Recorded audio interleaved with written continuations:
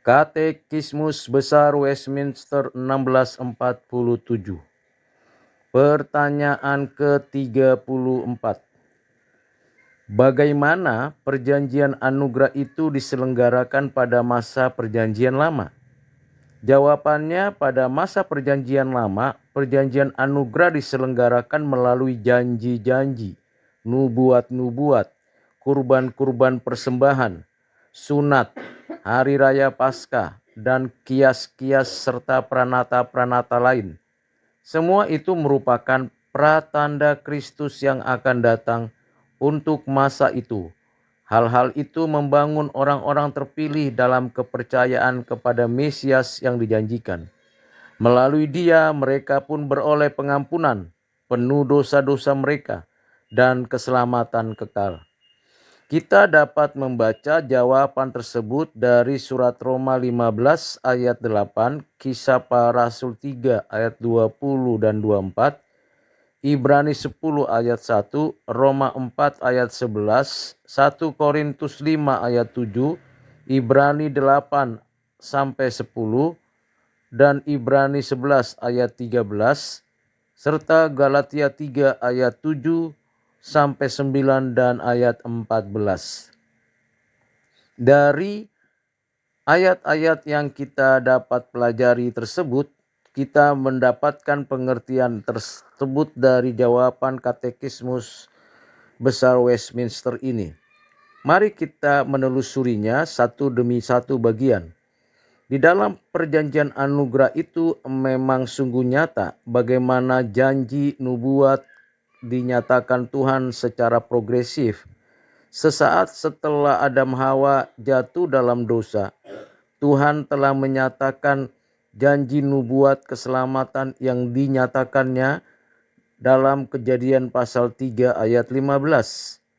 Awal dari berita Injil yang pertama.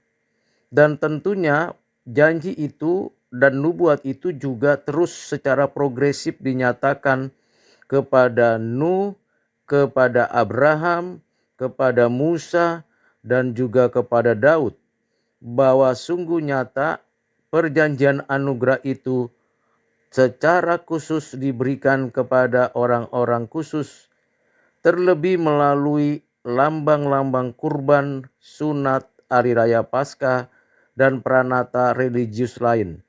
Seluruhnya untuk menggambarkan bagaimana Kristus anak Allah yang tunggal mengerjakan seluruh penyataan-penyataan Allah di dalam perjanjian lama yang sudah diwujudkan secara seremonial, dikerjakan oleh orang-orang Israel, dan tentunya akhirnya kita tahu Tuhan Yesus datang menggenapinya.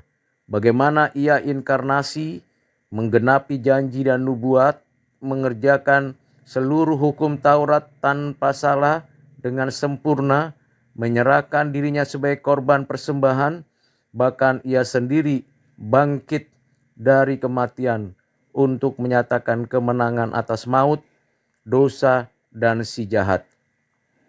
Dengan kata lain, orang-orang yang ada di dalam perjanjian lama sejak Adam sampai kedatangan Kristus, dan orang-orang yang hidup setelah kenaikan Tuhan Yesus, seluruhnya beriman pada satu karya penebusan Kristus yang dinyatakan.